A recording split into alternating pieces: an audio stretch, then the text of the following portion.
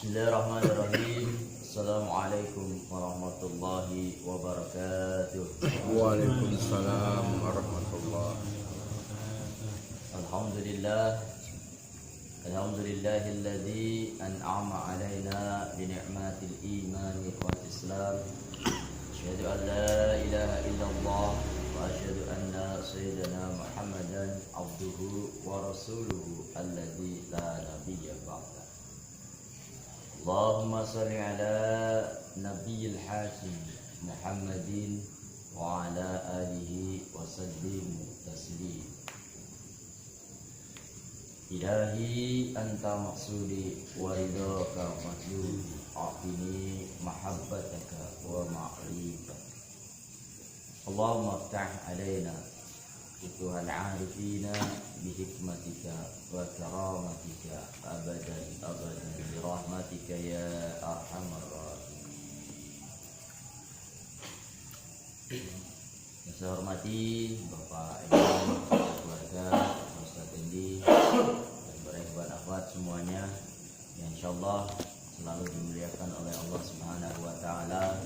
Mudah-mudahan selalu diberikan nikmat oleh Allah, yaitu nikmat selalu bisa berzikir kepada Allah Subhanahu wa taala.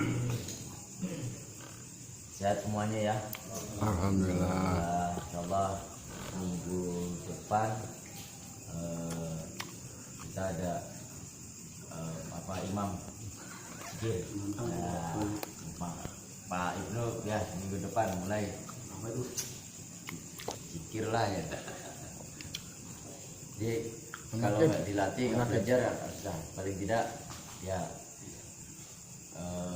ketukan nada dalam zikirnya sudah ini ya alhamdulillah tinggal dimatiin.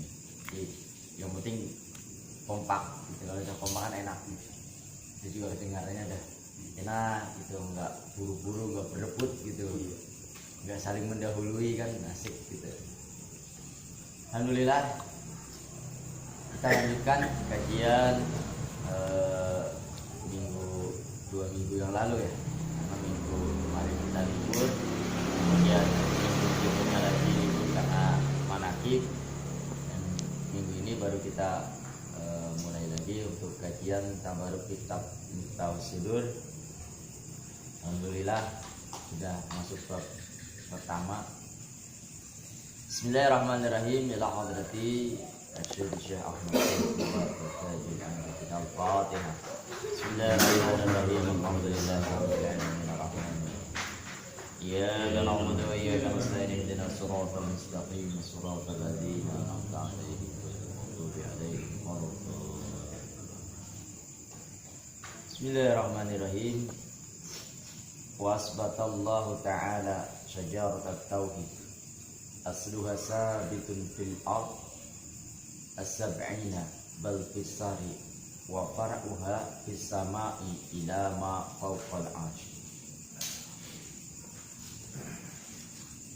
Wa asbatallah, dan menetapkan siapa Allah menanamkan siapa Allah syajaratat tauhidi. Syajaratat tauhidi menanamkan pohon tauhid. Asluha atau asalnya, atau akarnya, sabitun fil ard, mencengkram erat di dalam bumi, asabina yang 7, balkisari, dan bahkan lebih dalam lagi, wafar uha, dan cabang-cabangnya pohon tauhid tadi itu fis samai,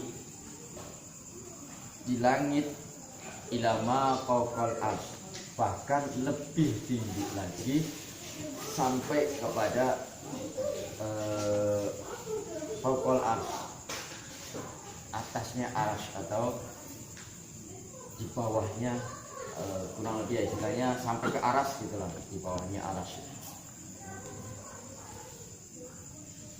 Wazaro'a, dan menanamkan siapa Syekh Mursyid, siapa Allah,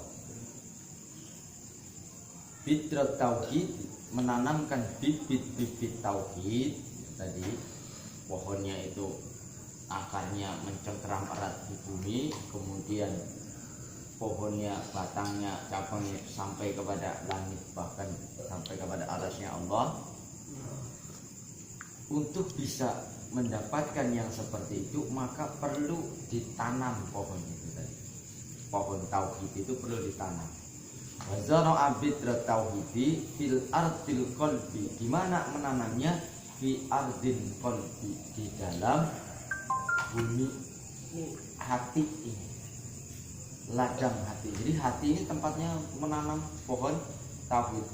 Jadi tempatnya tauhid itu ada pada qalbu kita, bukan sekedar lisan. Jadi kita ngomong, oh saya bersaksi bahwa tidak Tuhan sedang, tapi hanya di lisan saja, hatinya kemana-mana. Ini berarti bukan tempatnya. Ini yang disebut dengan orang-orang yang munafik. Antara hati dan lisannya itu berbeda. Litambutus, supaya menjadi tumbuh apa bibit-bibit tadi, fihi, di dalam qalbu apa syajaratut tauhidi, pohon tauhid. Nah, tadi pohonnya dijelaskan seperti itu. Nah, tempatnya yang dimaksud buminya itu adalah qalbu kita. Asluha, asalnya atau akarnya itu sabitun, tumbuh fil hawa isiri, di dalam hawa siri atau tingkatan-tingkatan siri. Tanamkan benih-benih tauhid, dan benih tauhid itu mencengkeram tumbuh fi hawa isiri fil qalbi. Semakin sir, semakin kuat, semakin kokoh juga fondasi amal yang berikutnya. Maka di dalam kitab Hikam disebutkan idfir wujudaka fil ardhul pamana bata lima ilang yudfan la lima nikaju. Jadi kuburkanlah, pendam, simpanlah secara rapat, secara rapi apa wujudaka, wujud daripada amal-amal kita. Karena apa? Karena sesuatu yang tumbuh dari sesuatu yang tidak ditanam, maka tidak akan sempurna buahnya. Kalau kita makan jeruk atau makan salak, bijinya dilempar ya, tumbuh. Tapi buahnya tidak sebagus kalau kita sengaja menanam, kemudian kita rawat. Kita makan jeruk, bijinya dibuang, setahun atau 2 tahun mungkin sudah berbuah, tapi begitu kita ambil rasanya asam. Beda kalau ketika kita memang benar-benar menanam bibit yang bagus, dirawat secara bagus, maka buahnya pun akan bagus. Maka ketika kita melakukan amaliyah, entah itu zikir, entah itu khataman, entah itu manaqib, maka yang terbaik, yang selamat, yang paling selamat dalam diri kita adalah kita sembunyikan, kita sirkan. Waduh, bagaimana kalau misalnya saya ini zikir jahar masa harus sirkan? Nah, inilah disempurnakan oleh guru kita. Zikir jaharnya ada, zikir kopinya pun diberikan. Zikir jahar kita latih untuk bisa mendapatkan zikir kopi, supaya zikir kopinya hidup. Kalau sudah hidup, ya Pak Ibnu lagi merokok tapi kolbunya berzikir. Pak Rizky lagi ngopi, yang masuk mulut kopinya tapi kolbunya sedang berzikir. Yang terlihat orang sedang nongkrong pinggir jalan ambil ngopi, tapi kolbunya tetap berzikir. Bukan terlihat orang lagi sholat tapi malah lagi ke pasar. Karena apa? Pikirannya kemana-mana. Nah, inilah yang disebut dengan syajaratut tauhid, pohon tauhid yang kuat mencengkeram akarnya di dalam kolbu kita. Batangnya akan menjulang tinggi sampai kepada, artinya ketika kita sudah bisa melakukan amaliyah, kolbu kita sudah hidup dengan zikir yang semakin dalam, semakin samar, semakin kopi, Semakin tidak terlihat maka itulah zikir yang semakin bagus. Maka ketika kau tamat, ya khafiyal lutfi adrikni bilutfikal khafi, itu kita minta kepada Allah supaya apa?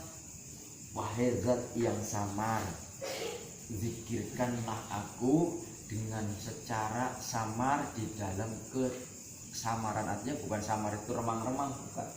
Tapi samar di sini adalah sir, sesuatu yang tidak ada terlihat. Bahkan malaikat pun tidak bisa melihat, malaikat pun tidak mengerti kalau kita sedang berzikir. Yang tahu hanya kita saja dan Allah. Inilah amal sebaik-baiknya amal. Inilah amal seutama-utamanya amal. Dan amal yang diterima oleh Allah, amal yang manfaat, yaitu amal yang syirik. Kenapa? Ya mohon maaf ya, kita kadang nggak usah jauh-jauh lah. Sedekah pasti dilihat orang, kadang-kadang ada rasa, oh sudah sedekah itu sudah hancur sudah. Tapi bukan berarti harus amal, harus secara zahir tetap. Karena kita tidak tahu mana dari amal-amal itu yang akan diterima oleh Allah. Zikir, khataman, kita juga nggak tahu mana itu amal yang diterima oleh Allah. Tapi ketika qalbu kita hidup dengan zikrullah, maka inilah amal yang dipastikan diterima oleh Allah. Karena apa? Tidak ada yang tahu kecuali hanya kita dan Allah.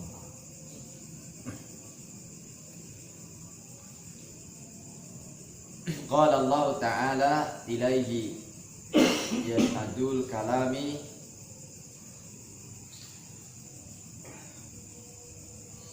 ilaika yashadul kalami tayyibati wal amali sholih yarfa'uhu. Dan ketika kita menyembunyikan amal-amal baik kita, amal-amal baik dan amal-amal soleh kita, maka itulah amal yang akan mengangkat derajat kita, yang akan menjadikan kita sampai kepada Allah, yaitu amal soleh dan amal baik. Amal soleh ini yang bagaimana? Amal soleh ini adalah amal yang dibarengi dengan ikhlas. Dan untuk bisa ikhlas, maka harus dibarengi dengan zikrullah. Dan untuk bisa zikrullah, maka harus ada bimbingan daripada syekh mursyid.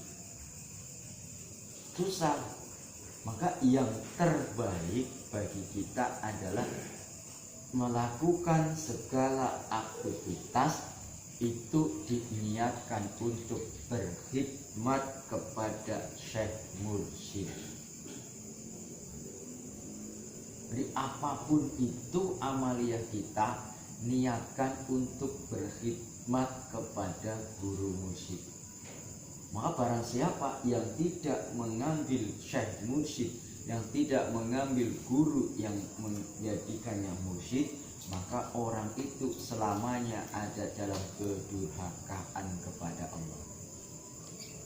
Karena apa? Amaliyahnya itu enggak diterima, masih dibarengi dengan segala sesuatu selain daripada Allah. Masih ada kemusyrikan, masih ada sholat karena ini, masih ada ibadah karena ini, masih ada kerja karena mau cari uang, mau cari ini. Nah itu. Sementara Allah memerintahkan kita hanya untuk beribadah kepada Allah. Maka faman kana yarju liqa'a rabbih falyamal amalan sholihan wa la yusyrik bi ibadati rabbih ahadan. Dan barang siapa yang menginginkan untuk bertemu dengan Allah, falyamal, maka lakukanlah amalan pada amal. Dijelaskan lagi, melakukan sesuatu yang mana sesuatu itu solihan, soleh dibarengi dengan keikhlasan. Amal yang mana? Inilah amal yang selalu dibarengi dengan zikrullah. Wala yusyrik, dan janganlah engkau menyekutukan amal-amal tadi bi ibadati, nah amal-amal ibadah tadi apapun itu jangan disekutukan. Artinya ketika terbersit ada sesuatu daripada selain Allah, maka itulah yang disebut dengan syirkul khafi, syirik yang khafi. Kalau syiriknya khafi, maka zikirnya pun yang bisa mengatasi harus zikir khafi, karena sesuatu yang lembut pasti hanya bisa dijangkau dengan sesuatu yang lembut pula. Wala yusyrik bi ibadati rabbih ahadan, dan janganlah menyekutukan ibadah kepada Allah tadi dengan apapun, segala sesuatu walaupun hanya sedikit. Maka susah amal ibadah ya, pasti namanya kita manusia ada aja niatnya karena inilah karena itu. Maka setiap kali kita mau bekerja, kita mau ibadah, usahakan untuk selalu menyambungkan rohani kita dengan guru, diisi dengan Rabbitoh. Ini yang akan menyampaikan amalia kita. Karena kalau bukan karena Rabbitoh kepada guru, sudah dipastikan hati kita, pikiran kita dalam beribadah itu pasti akan melayang sana sini, sampai ya akhirnya mengaku, oh ini karena saya ini. Nah, kalau sudah seperti itu, maka amaliyahnya akan hancur, akan hilang, tidak terhitung sebagai amal yang soleh. Ini yang disebut orang-orang yang rugi. Kenapa kok rugi? Karena di dunia sudah merasa, sudah amal banyak, sudah ibadahnya bagus, sudah sedekah, sudah ini, sudah itu, merasa diri bahwa wah nanti di akhirat itu akan menjadi bekal. Tapi dia lupa bahwasanya untuk beribadah itu ada syarat mutlak yang harus dipenuhi. Yaitu apa tadi? Wala yusyrik bi ibadati rabbih ahada. Ini adalah syarat mutlak supaya ibadah itu diterima.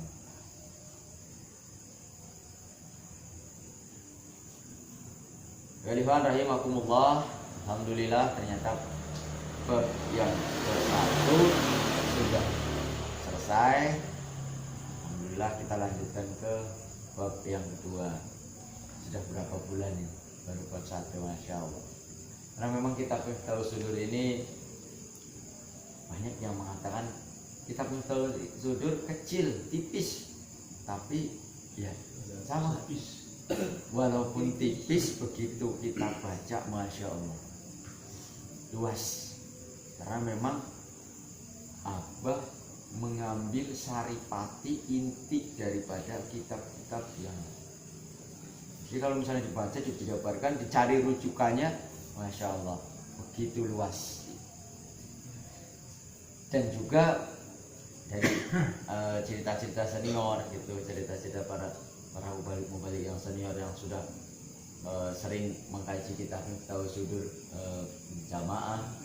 Itu untuk mengkaji kitab Miftahus Sudur paling cepat memang 2 tahun kan? Dengan berbagai kesulitan, dengan berbagai ujian, ya kita 2 tahun paling cepat. Iya, kita ngeri aja, udah nggak usah harus khatam. Kalau baca semua baca sih sehari semalam bisa khatam, orang cuma 30 lembar. Tapi untuk memahami, untuk mengerti, untuk merasakan itu yang kadang-kadang susah. Maka ketika kita belajar bukan hanya sekedar mencari ilmunya, bukan hanya ingin tahu, tapi mengerti, memahami, dan merasakan. Karena ketika kita udah merasakan, oh ternyata ini ada rasa nikmat, ada rasa kenikmatan ketika kita bisa merasakan. Bismillahirrahmanirrahim. Al-Faslus Tsani, atau pasal yang kedua, fi bayani kaifiyatil dzikri jahar, di dalam menjelaskan bagaimana tata cara dalam berzikir jahar. Nah, sudah tadi semua kan ya? Alhamdulillah, berarti juga ada ya. Alhamdulillah. Jadi memang guru kita menyusun kitab ini apa istilahnya, kayak seperti anak tangga gitu. Awal mungkin bagi yang belum talqin bisa mengikutinya, terus begitu bab 1 selesai sudah ada pemahaman dan mudah-mudahan insya Allah sudah ada hidayah untuk mendapatkan talqin zikir, sehingga begitu masuk ke bab yang kedua itu sudah mendapatkan talqin zikir. Jadi kalau di dalam ilmu politik strategi politiknya tuh bagus gitu, pelan tapi pasti. Wa kaifiyatuhu, dan tata cara zikir jahar iku ayat tadi'a adzakira yaqulu kalimatullah min tahti sirati wa yamuduha hatta yantahi biha ila dima'i bis roksi. Dan tata cara untuk melakukan zikir jahar itu seorang yang berzikir itu memulai dengan mengucapkan kalimat la min tahti sirati, dari bawah udel, wa yamuduha, dan memanjangkan kalimat la hatta yantahi biha ila dimahi birroksi, sehingga sampai kepada otak di kepala ini. Jadi ketika kita berzikir itu tongrusuhan. Apa tongrusuhan? Jangan terlalu tergesa-gesa, tapi rasakan dulu. Kalimah la-nya itu dipanjangkan dari bawah udel, dari bawah pusar, ditarik ke atas sampai ke otak. Jadi la, dirasakan getaran-getaran itu, diisi dengan zikir qafi. Lah, kan ada getaran tuh, diisi dengan zikir qafi getaran-getaran sampai ke otak, jadi ditarik di bawah semua otak. Perkara-perkara yang buruknya, pecah-pecahnya hati kita, memikirkan yang bermacam-macam itu dikumpulkan semuanya, dikumpulkan, ditarik sampai ke otak.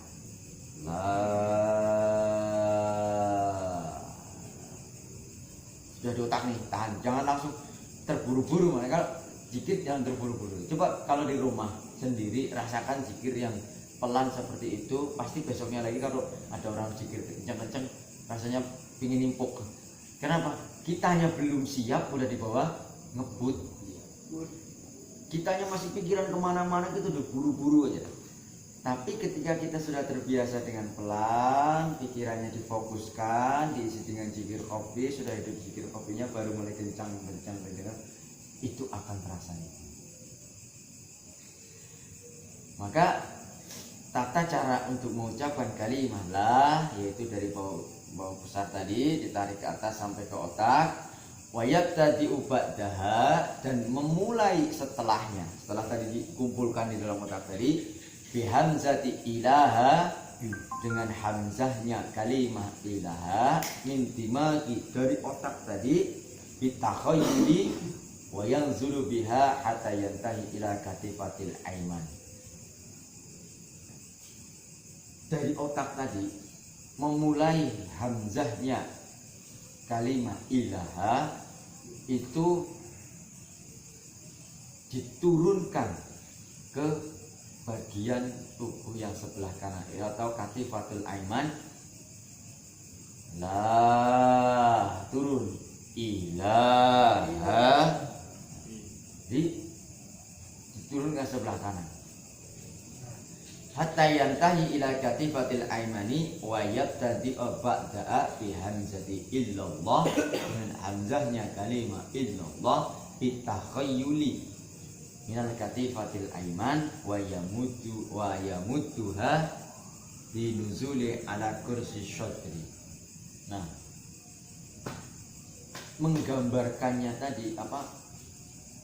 Begitu ditarik sampai ke otak, digambarkan seolah-olah bitakhayyuli, mengangan-angan, angan-angan bahwasanya la ilaha illallah, Kalau misalnya kita sudah cepat, yang penting angan-angannya kita tuh ketika mengucapkan kalimat la itu dari atas ke bawah, tidak dari bawah ke atas. Ilaha tetap ke dibawa ke sebelah kanan, illallah dibawa ke sebelah kiri. Kalau misalnya kita sudah cepat zikirnya, sudah terasa, sudah ini kan sudah tidak memperhatikan itu lagi. Nah itu tetap harus bitahoyulinya, angan-angan kita itu tetap, walaupun mungkin gerakan kepala kita udah begini, karena saking sudah merasakan. Tapi di dalam kalbu kita, di dalam pikiran kita itu bitahoyuli bahwasanya kalimat la ya dari atas, tidak dari bawah ke atas. La ilaha illallah, la ilaha illallah, la ilaha illallah, la ilaha illallah, la ilaha illallah. Gerakannya mungkin sudah tidak begini-begini terus. Karena apa? Kalau mungkin begini mungkin sudah yang lain sudah sampai Cibarusah, ini masih sampai Megaregensi gitu, udah ketinggalan gitu. Jadi itu tetap seperti itu. Angan-angannya itu tetap menggambarkan bahwasanya memanjangkan kalimat la sampai ke otak, memulai kalimat ilaha, hamzahnya kalimat ilaha ke bagian sebelah kanan, ilallah ke sebagian sebelah kiri. Itu tata caranya berzikir sebagaimana yang ditalkinkan oleh Syekh Mursyid. Nah sekarang bagaimana supaya kita bisa merasakan, nikmatnya kita berzikir? Nah, kalau berjamaah, berapa kali sering saya katakan, kalau berjamaah imam itu harus bijak. Artinya lihat yang di belakang. Kalau maghrib banyak orang yang habis kerja, banyak orang yang habis bepergian. Mungkin di dalam kerjanya banyak masalah yang harus diselesaikan. Banyak orang yang dagangannya ada yang belum laku, ada ini dan sebagainya. Begitu pulang masih terbawa itu pikiran-pikiran. Begitu zikir maghrib langsung kenceng. Waduh, kasihan. Karena apa? Belum juga kumpul itu. Terpecah-pecahnya pikiran itu, satati kolbiknya itu belum kumpul, sudah dibawa lari, yang ada tercecer. Maka ketika berzikir awal itu tarik dulu pelan. Kalau imamnya sudah merasa sudah sinkron antara zikir jahar dan zikir khafinya, jangan terus langsung naik, lihat dulu gitu, tunggu dulu yang jamaahnya. Kira-kira jamaahnya nadanya sudah bagus, sudah terlihat, sudah terasa bahwa oh ternyata mereka juga sudah kumpul tadi, naikin pelan-pelan lagi, pelan-pelan lagi, sehingga yang jadi imam juga enak, yang jadi makmum nikmat. Karena apa? Ketukannya sama, nadanya sama, didengar pun enak. Akhirnya itulah yang akan membuat terpecah-pecahnya pikiran hati itu akan menjadi satu. Ijtima'i sakati qalbi sahibi, berkumpul perpecah-pecahnya hati, sehingga apa? Fokus zikir jaharnya jalan, di kolbunya zikir khafinya hidup. Nah, maka tadi maghrib enak, nggak terlalu pelan tapi jangan terlalu kenceng. Giliran nggak kenceng, pelan banget.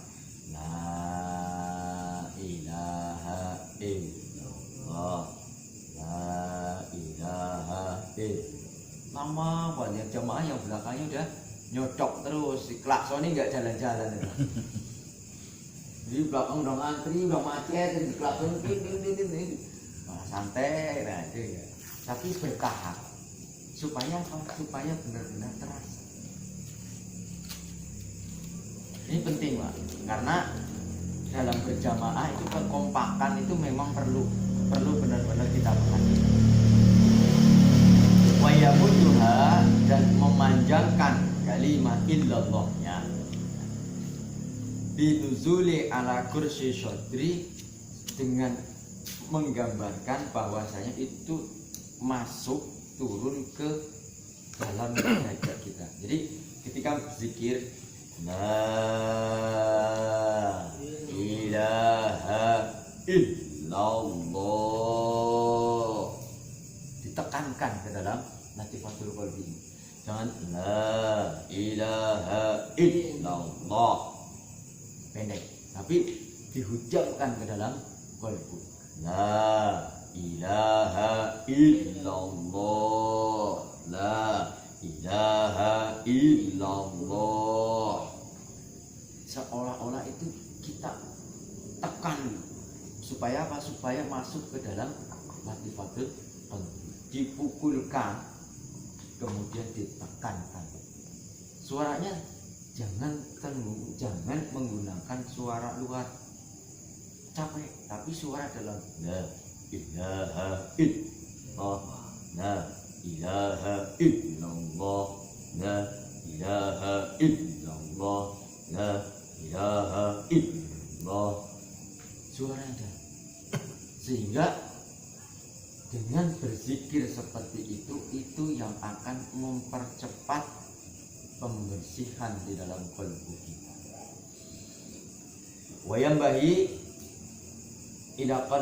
Wayantahi ila qalbis sanubari fi janaibil aisari tahtal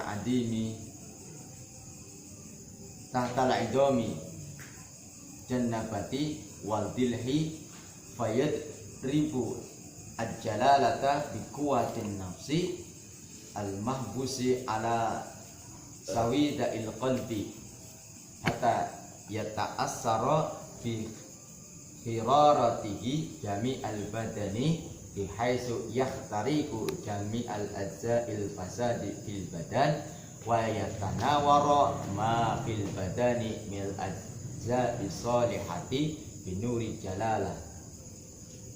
Nah, setelah itu Pak, setelah kita berzikir tadi, maka seolah-olah kalimat zikir la ilaha illallah, lafzul jalalahnya tadi itu kita tekankan supaya masuk ke dalam qalbu sanubari, sehingga setelah itu akan terasa panas bihaitsu yahtariqu, sehingga sekiranya apa yang ada di dalam diri kita itu seperti terbakar. Sel-sel tubuh kita yang rusak, sel-sel tubuh kita yang terbentuk dari perkara-perkara yang tidak baik, ini seolah-olah terbakar. Maka ketika kita berzikir kalimah la ilaha illallah, itu keringatan, biarkan aja. Artinya ketika kita berzikir keringatan, tenggorokan kering, itu artinya zikir itu sedang membakar. Membakar apa? Membakar jami'al ajza'il fasadi, seluruh anggota-anggota badan kita, sel tubuh kita yang rusak fil badani, dalam badan kita yang rusak. Sini maksudnya adalah yang kotor-kotor ya, kita makan makanan yang subhat atau mungkin makan makanan yang haram, minum minuman yang haram, itu kan akan menjadi darah dan daging. Nah ini disebut dengan ajza'il fasad, anggota badan yang rusak. Ini yang harus dibersihkan dengan apa? Dengan zikrullah, dengan zikir jahar. Maka zikir jahar ini yang akan membakar. Az-zikru jahri narun wa zikru khafi nurun. Jadi zikir jahar itu adalah nar yang membakar kotoran-kotoran yang ada di dalam diri kita, dan zikir khafi itu adalah nur yang memancarkan cahaya dari dalam diri kita. Wa yatanawaro, dan menjadi bersinar apa perkara fil badani, di dalam badan kita, minal ajza'i sholihati, daripada anggota-anggota badan yang soleh, binuri jalalati, dengan nur keindahnya Allah. Jadi tadi ketika kita berzikir kalimah la ilaha illallah, maka kotoran-kotoran yang ada di dalam badan kita ini akan dibersihkan, dibakar. Nah setelah dibakar, maka akan digantikan dengan sesuatu yang bagus atau ajza'il sholih, diganti dengan yang baik-baik. Nah, kalau sudah diganti dengan yang baik-baik tadi, maka akan terbuka bersih, kotorannya bersih, maka akan memancarkan sinar, memancarkan nurnya jalal. Maka ketika kita berzikir la ilaha illallah, la ilaha illallah, la ilaha illallah, ini terasa panas, berkeringat. Ini adalah membuktikan bahwa anggota-anggota badan kita yang rusak, anggota-anggota badan kita yang buruk itu dibakar. Maka kalau setelah selesai berzikir itu jangan langsung minum. Kalau berzikir sini kering, rasanya udah ini, biarkan saja minimum 15 menit. Supaya apa? Supaya bekasnya zikir yang sedang membakar anggota-anggota yang rusak tadi, anggota badan yang rusak tadi, itu biarkan tuntas. Karena kalau kita bikin api unggun lah, terus kita bakar kayu, misalnya kayunya masih basah, kan lama tuh nyalanya, siram ini siram itu. Nah, sama ketika kita berzikir, kerak-kerak yang ada di dalam kolbu kita, dosa-dosa yang ada di dalam kolbu ini keras, maka untuk menghilangkannya pun harus dengan kekuatan. Kalau tadi disiram pakai bensin, solar, baru nyalain lama, itu pun sama. Kolbu kita bersihkan, pukul. Ketika sudah terbakar, biarkan supaya habis. Sama, ini kalau sudah terbakar, biarkan supaya apa? Supaya benar-benar habis, tidak menjadi arang. Karena kalau sudah jadi arang itu, nah, biasanya dianggapnya sudah tidak berbahaya, tapi masih ada potensi untuk menimbulkan api. Maka biarkan zikir jahar itu membakar kotoran-kotoran yang ada dalam diri kita sampai benar-benar tuntas. Setelah itu baru kita minum. Jangan disiram. Orang lagi bikin api unggun baru juga nyala disiram, nah itu kan jadi sisanya ada arang. Kotoran kita, dosa-dosa kita yang sudah terbakar, biarkan biar habis. Supaya apa? Supaya menjadi abu dan tinggal kita tiup, gosok dikit, sudah bersih. Kalau sudah bersih, maka akan digantikan dengan anggota yang baik, dengan sel-sel yang baik, sehingga sel-sel yang baik itu yang akan memancarkan nur jalal. Bisa dipaham ya kira-kira ya? Jadi kadang-kadang kita kan habis zikir langsung aja minum, nggak berasa, tapi itu akan merusak.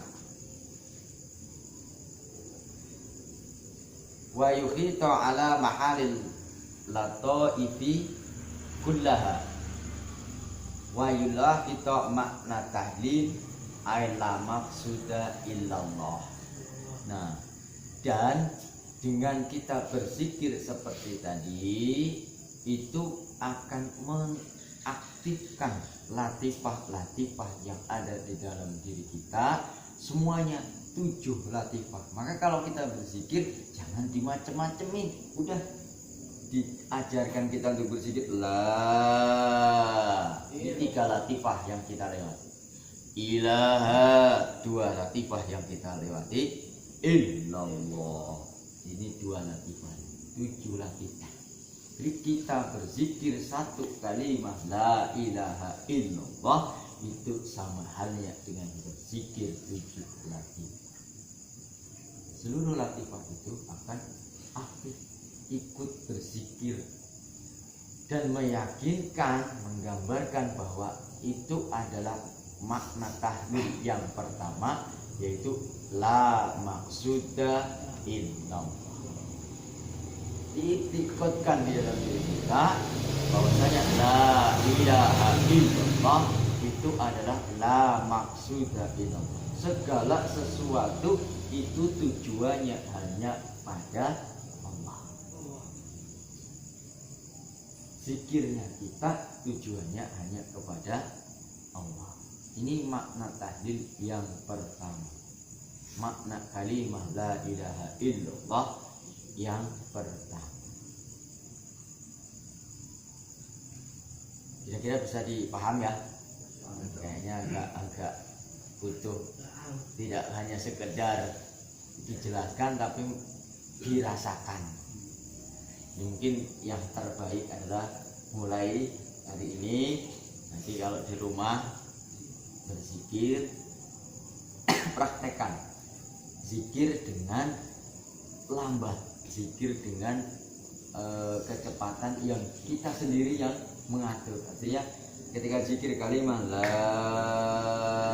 ditarik dari bawah sampai ke otak, diisi dengan zikir qafi. Ilaha diisi dengan zikir qafi. Illallah dihujamkan ke dalam latifatul. Dicoba, dipraktekkan. Nah, minggu depan pasti ada perbedaan ini. Jadi biar bukan hanya teorinya aja tapi praktekkan. Karena ini memang yang nanti disebutkan di bawah itu yang disebut dengan Sultanul Afkar, rajanya zikir. Kalau kita sudah zikir dengan benar sesuai dengan tuntunan guru, itu kita melakukan yang disebut dengan rajanya zikir. Solawatnya sudah dikasih, rajanya solawat Bani Hasyim. Zikirnya dikasih, rajanya zikir kalimah la ilaha illallah. Amaliyahnya yang raja-rajanya udah ada di pertama. Hizibnya pun yang diberikan adalah Sultanul Hizib, rajanya hizib, semuanya. Maka para sahabat itu adalah guru yang bijaksana, yang mengambil yang paling tertinggi, tadinya diambilin pentolan-pentolannya dikumpulin sama beliau. Maka Masya Allah, tinggal kita saja yang merasakan. Kalau tidak merasakan, tidak akan mengerti. Nah, yang terbaik, maka ayo kita lakukan zikir yang sesuai dengan tuntunan guru, pelan tapi diisi. Bagaimana kalau saya mau naik ke yang lebih cepat? Nah, itu sebenarnya ada 3 tahapan dalam berzikir. Yang pertama tadi pelan, tarik la ilaha illallah, tarik pelan, diisi dengan zikir. Ketika sudah merasakan bahwa setiap kali kita berzikir itu bisa dibarengi dengan zikir khafi, mulai naikkan temponya, pertahankan terus, jangan turun. Kalau sudah cepet terus cepet aja terus, nanti sudah terasa, masih terasa pingin dinaikin, naikin terus. Sudah kenceng jangan terus turun. Kalau sudah capek tutup sayyidina. Jangan sudah capek berhenti, pelan lagi. Nah,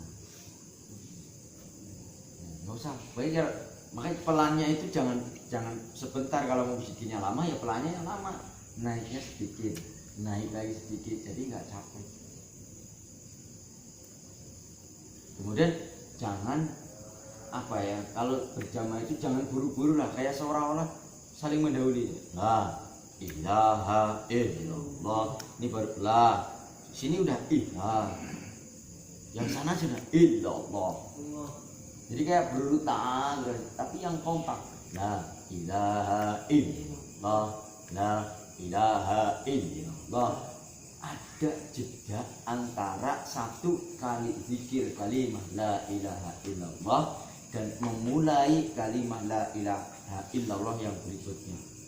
Itu seolah-olah ada jeda. Jadi la ilaha illallah, la ilaha illallah. Jangan disambung. La ilaha illallah, la ilaha illallah. Tapi seolah-olah ada jeda. Itu menggambarkan bahwa kalimat la-nya itu dipanjangkan, ditahoyili. Di atas dari bawah pusatnya. La ilaha illallah, la ilaha illallah, la ilaha illallah. Terasa nikmatnya. Jadi jangan langsung dikeber gitu ya. Ibarat motor lah, kita punya motor Supra, Pertama kan dipanasin dulu, dan di starter dipanasin supaya apa, klepnya tidak cepat rusak. Panasin, udah mulai itu gigi satu mungkin sampai 40 ke 20, naikin gigi 2, naikin lagi gigi 3, jangan gigi 1 langsung 60, rontok. Dalam berzikir pun sama, pelan dulu supaya apa, kalau jamaah ya jamaahnya tidak terseret, kalau sendiri ya tidak kececer tadi kumpulnya, perpecah-pecahnya hati. Karena hati kita kan saking bolak-balik mikirin ini itu.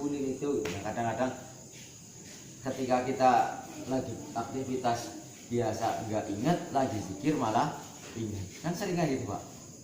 Saya juga kadang-kadang itu lagi zikir, aduh saya punya utang, nah baru keingetan, giliran ada yang datang lagi lupa. Kan gitu. Jadi supaya pikiran-pikiran itu menyatu dulu, terfokus dulu. Kalau sudah fokus maka lebih mudah. Jadi membawa zikirnya itu enak. Nah, yang makmum pun jangan imamnya diklaksonin terus. Ikuti saja, jangan mentang-mentang makmum sudah istilahnya udah fokus, sudah ini maunya didorong aja. Tapi ikuti imam, pertahankan itu supaya nanti begitu imamnya sudah naik baru. Yang dikhawatirkan kalau makmum atau berjamaah imamnya sudah fokus, jamaah yang di sini 1, 2 sudah ngelaksonin terus, sudah fokus, yang di belakang masih baru pakai baju buru-buru. Nah akhirnya apa, nggak fokus, yang di belakang nggak fokus. Satu saja yang belakang itu nggak fokus, pasti jamaah itu nggak enak.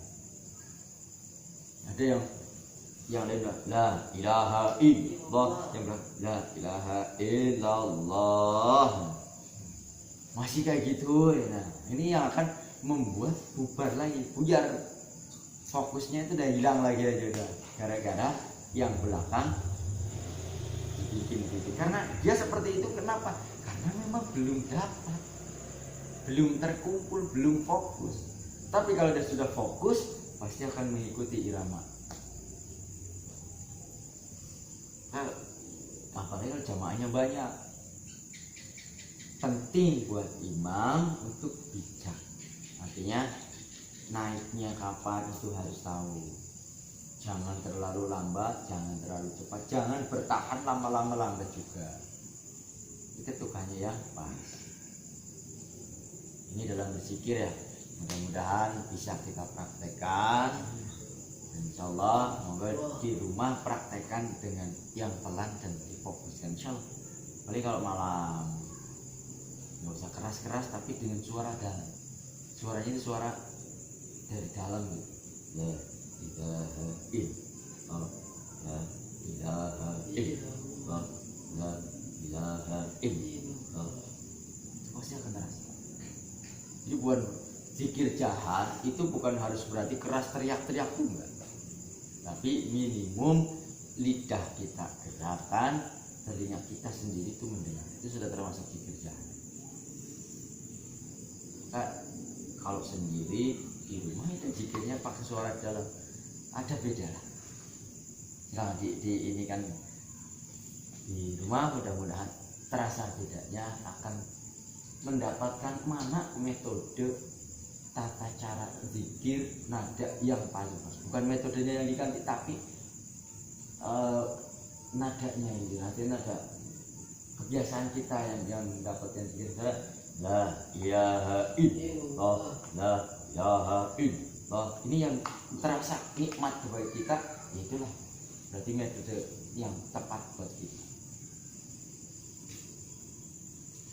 Terus zikir, insyaallah kita lanjutkan lagi minggu depan. Kita sudah ke bab yang kedua. Mudah-mudahan ada ridho dari guru, mudah-mudahan manfaat ilmu yang kita pelajari, ilmu amaliyah, amal ilmiah. Maka ini adalah ilmu amaliyah, tata cara untuk beramal. Maka ini harus kita praktekkan. bukan hanya sekedar kita pelajari, praktekkan supaya apa? Supaya mengena zikirnya. Nah, kalau sudah mengena, insya Allah kita berzikir kompak gitu. Jadi juga enak dari maghrib Bapak ini ya, insya Allah enak gitu. Nadanya nggak terlalu cepat, bisa jangan terlalu kompak. Kalau kompak mesti terasa. Dan ini zikir secara berjamaah itu akan sangat mempercepat kita dalam perjalanan menuju Allah. Artinya untuk membersihkan kotoran-kotoran yang ada di dalam kalbu kita itu sangat cepat dibandingkan kita hanya zikir sendirian. Maka sangat-sangat disarankan untuk berjamaah. Ya, kurang lebih seperti itu. Mohon maaf atas segala kekurangan. Insyaallah minggu depan kita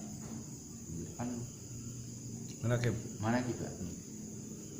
Depan manakib, berarti minggu depannya lagi baru kita ngaji lagi. Nah, jadi waktu 2 minggu lah untuk praktek zikir. Ini tuh, terima kasih. Billahi taufiq wal hidayah. Assalamualaikum warahmatullahi wabarakatuh. Waalaikumsalam.